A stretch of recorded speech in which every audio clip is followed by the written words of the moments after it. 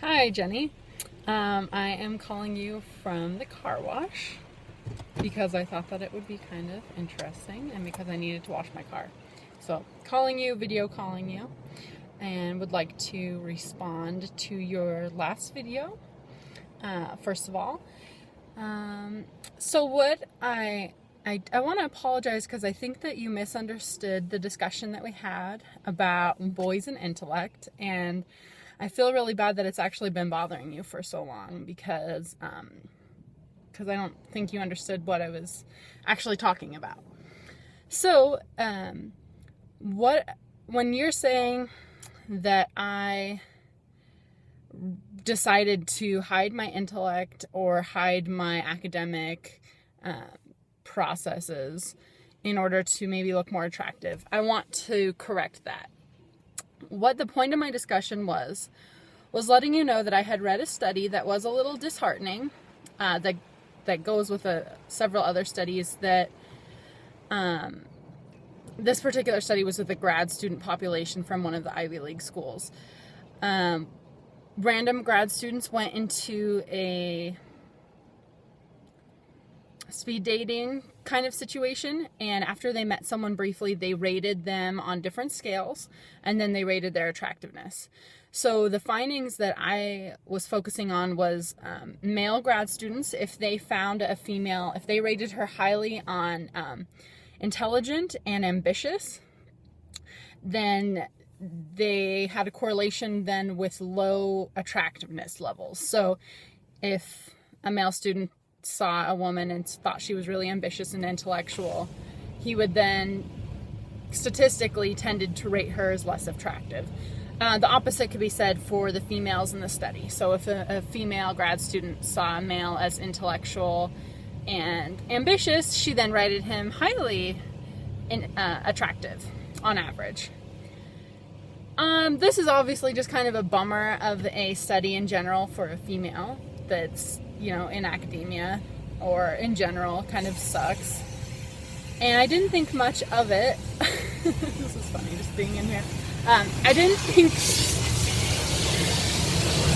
I'll just show you this.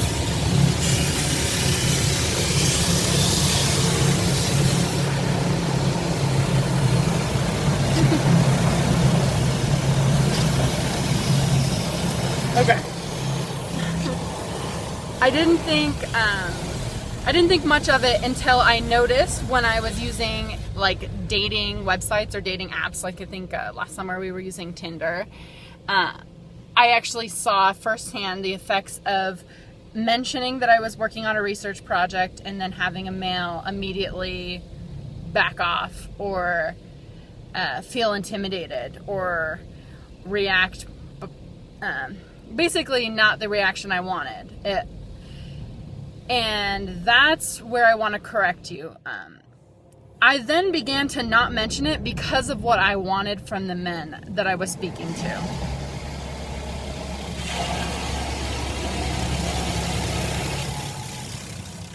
So I was trying to keep everything lighthearted, have everything be fun, flirty.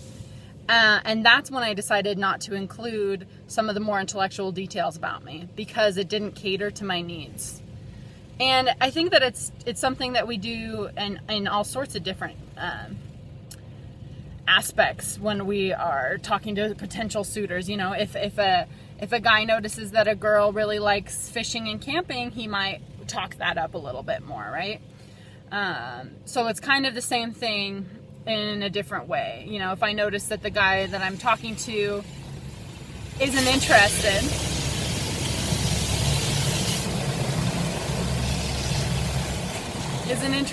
intellectually or in academics, I'm not going to mention it because that's not my intention. My intention isn't to tell somebody my whole CV. My intention is to probably get a date or hang out or look cute, that kind of thing. And given the venue that I was using, it worked. Overall, I want you to know that I do not hide my intellect. I do not, feel embarrassed that I'm a woman that has, intelligence or experience in academia and research fields.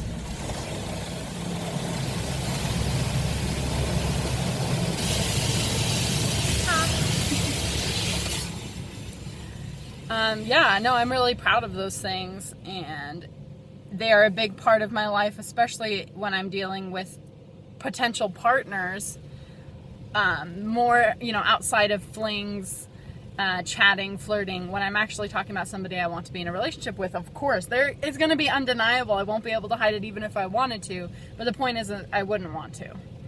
So I just want to reaffirm now, I did not hide my intellect so that I was more attractive.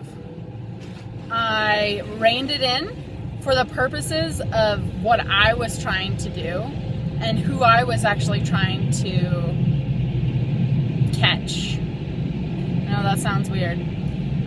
But what I would be more bothered by is the studies that indicate that men who judge women to be intellectual or ambitious judge them as less attractive.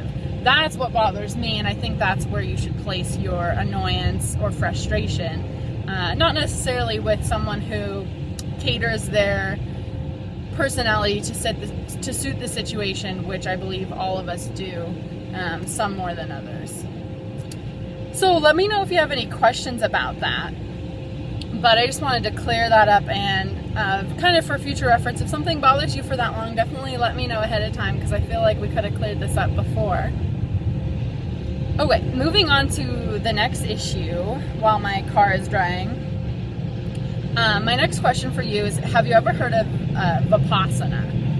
And I'll give you a brief rudimentary overview of what Vipassana is. It's a meditation technique, and it has lots of nuances, details, and specifics going along with it.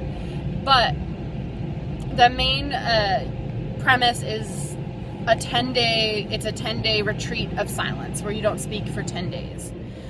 So I have spoken, I recently had a friend that went through this 10-day silent retreat, because it's worldwide, they have these. And I've spoken to a few people about it, and on one side I get people who are just shocked by the idea of spending 10 days in silence, without technology, no talking, no caffeine, no meat. You wake up at like 4 a.m. So it's difficult, besides the no talking as well. I've talked to a few friends of mine who are just, no way would they ever do that, and they don't even necessarily see the benefit in doing that. And then I have friends on the other side who can't wait to do something like that, think that it would be incredibly life-changing and just a really important event in their life if they did do that. So my question for you is, what do you think? I'll send you a little information. I'll post a link with the video to let you know if you want to look into it a little bit more. But my question for you is the main premise of 10 days in silence, away from technology, away from communicating, and living, basically meditating all day. Do you think that would have value in it for you specifically? Let me know in your next video. Okay. Bye.